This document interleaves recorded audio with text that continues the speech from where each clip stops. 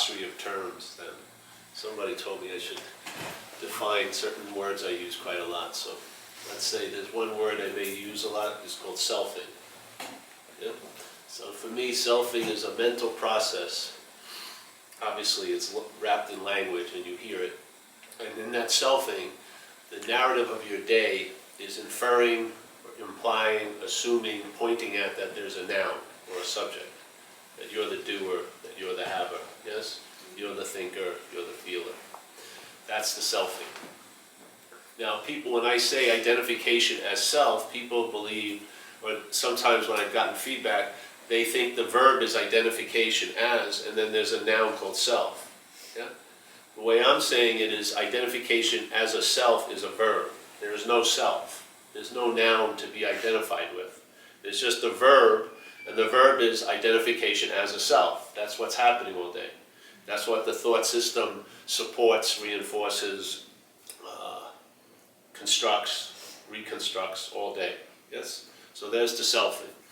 Then some people use words like consciousness and that. I use the word mind more, which is from the old Zen. I like the old Zen from the Chinese, which is called Chan. I like some of their old teachers that I used to read, and a guy specifically, a guy named Huang Po, and he uses the word mind. So when I say mind, some people would infer that to be consciousness. Not really inferring that, because consciousness a lot of the times here is defined by what it's moving through. So there's bird consciousness, there's human consciousness, yes? There's animal consciousness, there's plant consciousness, and in a sense the consciousness is somewhat defined by what it's moving through. When I talk about mind, it's more like I would say how some people talk about awareness. It's not defined by anything it's moving through. Yeah? So that thing now, what else did she tell me? Remind me to say all these things. I guess that's that. So selfing. All right? So the idea, I come from the program of recovery.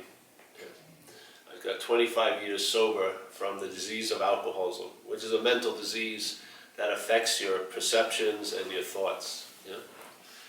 And I would see it like a parasite, basically, now. And some people talk about it like a possession. And I think everyone has, I would say, the original addiction, and I'm just using the word original, there's nothing that's prior to anything else, but let's say the original addiction is the conditional mind's addicted to the idea of being a self, yeah? And its drug is the self-thing. That's what's happening. And what occurs is that selfing can never fulfill the dream or the desire of the conditional mind to be a self. It can't happen, because you're already something, or actually no thing, other than that, yes? So you can't lose your inherent nature by identification as something else. So it can never actually be a self, so it has a desire to become and unbecome. Now the weird thing with the unbecoming is you already believe that you are something already, so the selfing has won, in a sense, already. Let's say it has you believing you're a loser, and now you're trying to unbecome that. You know, your head is trying to unbecome that or avoid people finding out and all like that. So the selfing is a desire to become and unbecome. Yeah? This is the conditional mind. The selfing is the mental process that reinforces that idea of being the self that is something it doesn't want to be or wants to be something that it hopes to be. Yeah? Yeah? You see it? So when you recognize, so the selfing, when you're hearing it in an unconscious way, it's inferring or assumption, implying it can never make the self, but the mind makes the leap. So it just infers that there's a self, and then your what you call your mind, or the mind there and the mind here, makes the leap into the feeling of being a self, and that's that sense of self. When they talk about, they're not saying it's a thought of self, they say it's a sense of self. Yeah? So it's a thought feeling. It's like a thought wrapped with a feeling. Yeah? It's very convincing. So when there's an activity, when there's an action, the way the conditional mind sees it, and the only way it can logically make up what's happening is that there must be an actor. Yeah? So when you see that something happened, it must have happened to someone, or someone did it. Yeah? This is the disease of it, and it creates a dis-ease. And in alcoholism, that disease is talked about as irritable restlessness and discontent. And for me, alcoholism is just an extreme subdivision of self-centeredness. That's all it is. Yeah? It's like self-centeredness on steroids. Yeah? Everything gets amped up. You're much more sensitive than most people. You take everything very, very personally. You've got an egomaniacal idea, and yet you have an inferiority complex at the same time. It's very crazy stuff. And you want relief badly. You're looking for relief, but you're looking for relief from the problem. That's why it never succeeds. So when you receive a solution from the problem, that's a problem. And what happens is the problem just keeps reinventing itself, because then you go back to the problem for another solution, and so on and so forth. And every solution will be preceded or followed by a problem. It's the dualistic expression here. Yeah. So let's say in this case, like so from the solution's point of view, the problem is truly imaginary. This whole place is based on a word called seemingly. Yeah? It's appearing to be true or false to you. That's what it does. Look up the word in the dictionary. It's pretty interesting. It's a very simple statement. Seemingly means it's appearing true or false to you.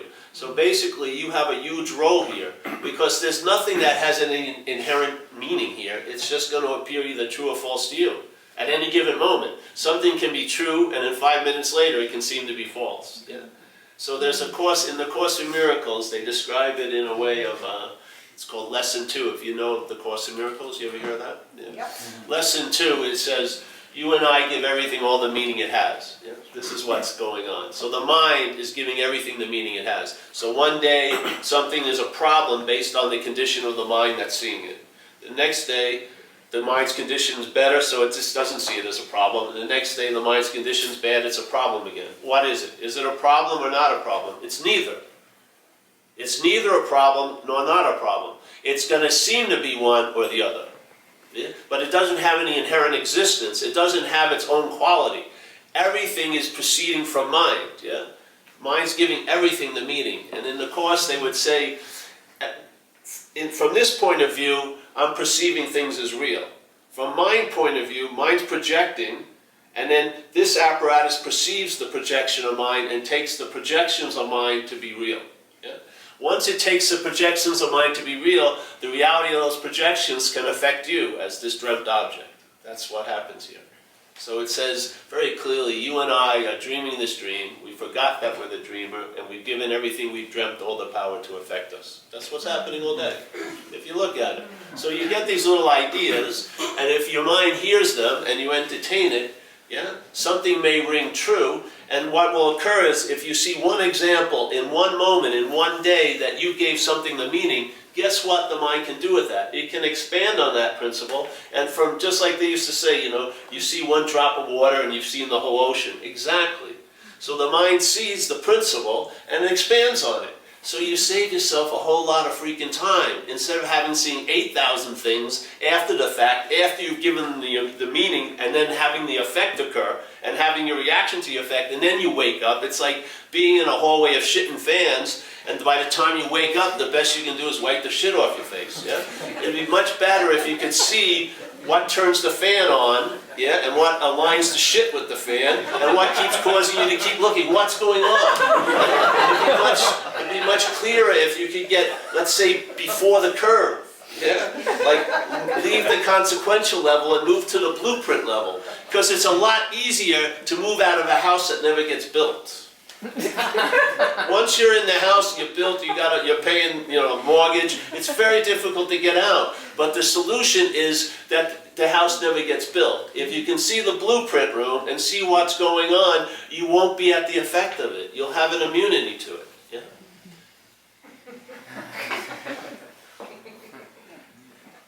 That's the message. Good night. What?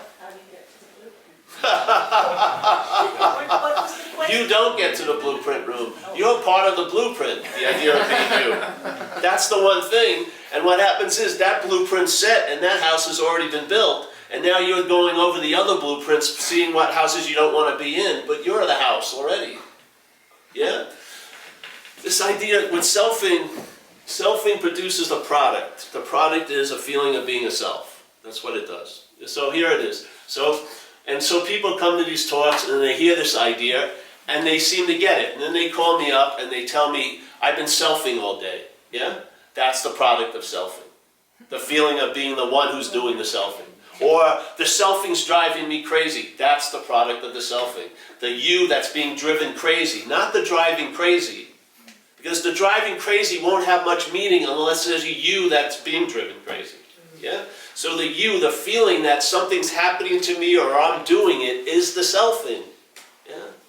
That's a thought in and of itself has no power. It's the my of the thought. When it's identified with, and you take yourself to be the thinker, then there's like a giant, you ever hear of the Akashic Records? Throwing a lot of things out. I'm not believing or not believing them. But the mind is like that. There's a lot of information that's potentially available. Yeah? That's what happens with some people. They think they got over something, but then it reappears. Yeah? Because what isn't so, yeah, can actually, in a way, can never get truly rid of. It is either appearing or disappearing. Yeah? If something was so, then you could extinguish it, but you can't extinguish an appearance. Yeah? It's based on the condition of the mind. If the mind is a certain condition, things are going to be appearing. That when it's in a different condition, they won't. Yeah? So, in this case, with the selfing, it's producing this effect like this. It's a verb. So, I'm worrying about next week. Yes? Da, da, da, da. And then next week inherently isn't happening, is it? No. Next week is not happening, truly, is it? Then how can something that's not happening have an effect on you? How can it truly have an effect on you if it's not happening? We think about it. We don't. The mind thinks about it. And through that thought, it gives the meaning of that thought. It injects meaning into that thought about next week, and then you sense the fear of that thought of next week now. So it's like a true miracle worker. But at least like when Jesus supposedly raised like Lazarus from the dead, at least he was alive once. Our heads are making something out of nothing all the time. We're worrying about what's not happening, and it's all anxiety, and it's producing an effect in our life right now. It's producing a contraction. Yeah? What's the solution? Where's the immunity? It's not happening. Yeah? In what's not happening, anything can be happening. You can have cancer, can't you? In what's not happening, you can be destitute. Your boyfriend and girlfriend can be sleeping with your best friend in what's not happening. All this can be happening. Yeah. Anything your mind can imagine has the possibility of happening because all it is appearance and disappearance. There's no reality in a sense. But okay, there's something else that's going on, which is called what's happening. Yeah. Now, what's happening, see, what's not happening has thousands of qualities, and what's not happening only has one quality. But the one quality it has is that it's actually happening. Yeah.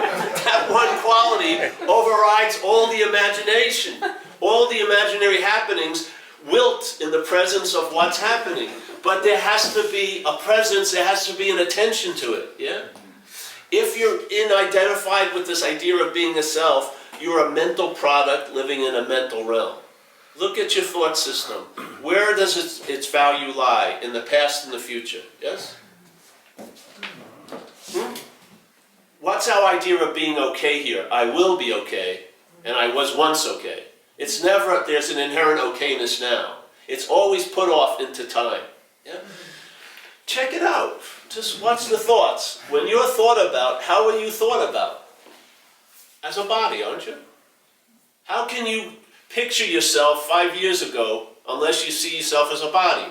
Are you going to say you're going to describe me how your spirit felt 5 years ago? Oh, my spirit was just spiriting 5 years ago, just like it's spiriting now, and I'm pretty sure it'll be spiriting later. That's the immunity, actually. But in the body, so the thought system holds you as a body, pictures you as a body, and then it thinks about you in the past. Why do you believe it's doing that? Because it remembers itself. It remembers the idea of being a self by thinking about it. Yeah? And so therefore it worries about the future, and that's another form of remembering itself. Because what's not inherently so has to be remembered to appear to be so. What's not inherently so has no demonstration of its so-ness now because it's not producing any effect. It's not so. It has to be remembered that it was once so, and look at what happened to me. It will be so. I'm so worried what's going to happen to me. And it goes like this. I was there, I will be there, therefore I am here. This is the addiction of selfing. This is what they call the bondage of self. It's not like you were bonded to self 20 years ago on a certain day and some manacles were put on it. It's a verbal activity of the process of mind. It's bonding you to an idea of being a self. And that idea of being a self is going to produce a dis-ease, and you're going to seek relief from the same system that's producing the problem. Yeah. It's called an addiction. I used to shoot cocaine. And I'll tell you, I never reached a point where I shot one time and I said, thank you, goddess cocaine. That was more than enough. I'm done. I'm totally satiated. I'm going to give all my coke to everyone else. You know, thank you. And I think it'll help you. Here's some and here's some. You do as much as I did, maybe you'll reach that point. No. An addiction never reaches a point of satisfaction. Yeah? And it never will. So here's the desire to become and unbecome, can never be fulfilled, therefore it spawns all other addictions. So let's say if you look at it as a linear way, it's like a row of knots. If you're trying to deal with the third knot, yeah, you may get a little relief, but it's probably not going to affect the fourth and the second knot. But if you go to the first knot, which I'm just suggesting, the possibility, which is the identification as self, if you go to that first knot and that loosens up, a thread from that knot goes to all the other topics of your life. Yeah? And you'll know it, you'll know the tree by the fruit. You'll see the proof is in the pudding. Because if you entertain this possibility, that will loosen up and something will stabilize in your life which you won't be able to deny. Maybe it'll take you months to recognize it, maybe years, but you will be consistently traveling lighter over the geography of your life. It's not promising everything's going to be level and it's all going to be great from here on in. It's not promising you'll never get fired. It's not promising a damn thing. All it's promising is that you'll travel lighter over everything that happens to you. Consistently. And it will stabilize. Yeah? It will be truly reliable. Why? Because it's always available at all times with no requirement necessary to meet it. Yeah? It was prior to whatever you want to call the problem is. It's beyond the solution to any of the problems. This is the beauty of it. From the solution's point of view, the problem doesn't exist. As soon as, from the problem, when the problem seems real, there needs to be a real solution. When you get the solution, that it's an imaginary problem, what gets thrown out also with the problem is the solution. Now you don't even have, there's absolutely no excess weight you travel with, none whatsoever. And a solution can be just as heavy as the freaking problem. You got to be vigilant, you got to practice, you got to be wary. Am I on the solution? Give me a freaking break. This is about, even the solution goes. That's how freaking incredibly economical it is. You get pared down, and what you've always been looking for, like St. Francis said, is what's looking. That what you're looking for is what's looking. You in a sense, what you call you, where that is going to be the solution. Yeah?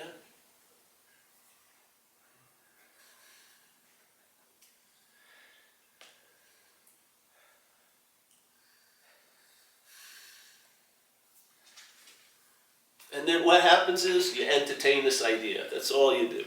You entertain it. This is not a draft or we're not conscription. There's not an edict. It's not a proclamation. It's a simple message, an invitation, and it's like, look at what the mind's doing now with its quality of entertainment. Let's say someone says hello to me. I remember when I was 11 years old in school, and a pretty girl said hello to me. And I went home and wondered what she meant by it for 5 hours. My mind just entertained everything it could possibly mean. Does she like me? Am I going to marry her when I'm older? She probably forgot me in a split second. But there I am just going over it. But the only way I could see it was how it pertained to self. Yeah? I ran, and every one of us in this room has been over every inch of self-centeredness, and we've used every possibility it offers, and we probably followed tons of the formulas it lays out to become happy, joyous, and free. And look at where we are. We're here tonight, looking for another solution. If you find the solution, one of the things that goes immediately is looking for a solution.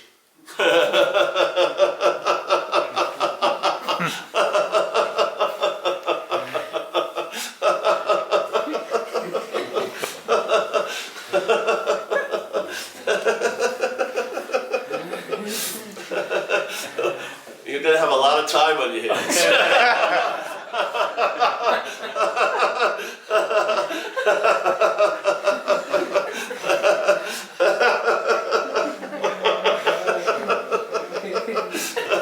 I don't really recommend it to anyone. It's much better to keep looking, really.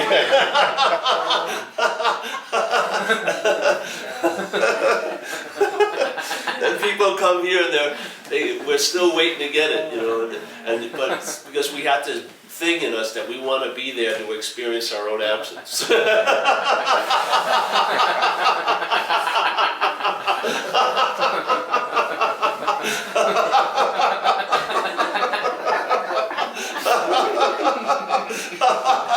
going to be waiting a long time.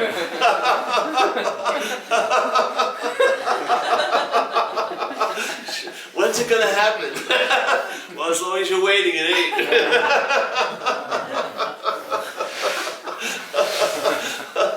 So what would happen if... I always use this example, so, you know, I apologize for people that have seen me before, but it's such a simple one, it gets the point across though. Let's say there's a girl I really want to know, let's say biblically, you know, and she's in another meeting in another room. And so I'm at this meeting and I'm supposed to be doing this thing, whatever, and but my mind's giving her a lot of meaning, like she's the one. Yeah, I'm gonna have my first kid with her and stuff. No divorces in the horizon, nothing, just all great, nothing. And so, and I want to hear if she says anything about me just to find out if I can ask her out, because I definitely don't want to go through any rejection, you know, so I want to make sure I have my bets hedged or whatever. And so, and I'm sitting there, and so I'm a little bit out, and people are saying, Paul, you're supposed to be doing this talk. And I'm saying, yeah, I understand, but it's like, you're not in control of your interest and attention, babes. You're not. Your interest and attention are fucking a wild flock. Yeah? You're not in control. Yeah. So I still can't seem to be here, supposedly. And so then someone comes up to the desk and it puts a book down and says, How to Lose Interest in a Conversation in Another Room. You know? So I read through it fast. I understand it. I know, but it's still not translating into an East Gopher. Suddenly she says something, and I'm really keen, and she's talking about a guy, and I'm really keen, but his name's Matt, and my name's Paul. What happens? My interest and attention leaves that conversation. I don't have to try to drag it back. I don't have to go on a 3-month retreat to get it. I don't have to take any seminars. It just goes straight. Yeah? Where does it go? I have no idea, but it's left that object. Yeah? That's exactly what it is. Selfing produces a pseudo-object called self. Yeah? It's a mental verb that's producing a subjective noun that isn't so. Yeah? As soon as you see that, entertain a possibility you may not be that, the interest and attention will leave that object. I'm not saying where it's going to go. That's the joy of it. You'll find out. Yeah? And then you'll realize that's the only way you learn anything really here is finding out. This knowing is just finding out. Like in Zen, they say one of the highest forms of mind is I don't know. Because it puts you in the position where you have to find out. Yeah? And this is what it's like. If you notice life at 8 a.m., you get, if it was a card game, you get the 8 a.m. card at 8 a.m. You don't get to see the 11 p.m. card at 8 a.m. Now the mental process wants to play God and tell you how the game's going to be. So you just say, fuck it. So you don't even get up and go to work. Oh, I know what's going to happen today. No, you don't. You have no freaking idea. I didn't know I was going to get hit by a car until the car hit me. I had no idea. Yeah? Most probably one of the biggest things ever happened to this body. I had no idea it was coming. Nothing. Just wham, it hit me. Yeah? So this idea of I know, yeah, this idea of wanting to know is sort of a false mental security, where the real security is in I don't know. Yeah? The real certainty is in uncertainty. That's where you really find rest. When you're trying to make a bet, you ever go to those those motels where they have like a quarter massager bed, yeah? And you want to relax, but it's really not that relaxing. Yeah? You're just like this. This is what the mind's doing. It's selfing is agitation, and it wants to create a pseudo security. Yeah, and you see all these movies where the person had everything and then suddenly it all collapses. You don't get it. It's like Jesus says, you can't build a house on sand. Yeah? It's too much, there's too much shifting going on. You're not going to find any rest. And then like this old Zen treatise says, you can't use activity to find stillness. You can't use, well, can you wait to the end and then we'll have questions? You can't use mind to find mind. You can't use the Buddha to find the Buddha. Yeah? And this guy said, Hawaiian Post says, you can do it for eons and nothing's going to happen. So you can't just keep applying, doing, and having. It's not that you need to do more work and be more vigilant. It's just not going to ever succeed. Because you can't use light to find light. There's just a recognition that what you are is not what you're taking yourself to be. And then you find out that you are the light. To have someone tell you that you're the light isn't going to do it. To find out you're not what you were taking yourself to be is the light. It's the seeing of what you're not that really registers what you are. Yeah? In my experience, it's the seeing of what I'm not. It's the seeing of all the pointing by the thought system, all the inference, all the implying, yeah, all the assuming.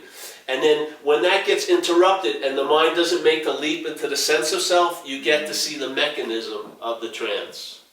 You see it. And after a while, the emphasis goes off the object of the trance, goes off the trance itself, and rests in the seeing. And then you see your original face. You get to see that you are the seeing.